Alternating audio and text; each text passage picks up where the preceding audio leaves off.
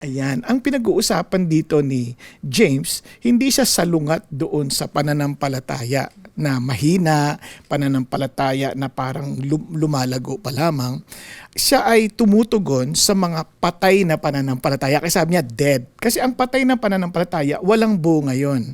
Ngayon, kapag totoo yung pananampalataya, magbubunga yon. No, hindi mo pwedeng pilitin yon kasi kung ang pananampalataya mo ay abiding ka in Jesus, sabi ni Jesus, "He who abides in me will bear fruit," di ba? At yung fruit na yon may be 30, 60 folds, 100 folds. So, kahit na maliit yung bunga, kunya sa tingin mo, hindi ikaw ang tinitira ni James. Yung faith natin kay Jesus, yun ang nagdidikta sa atin.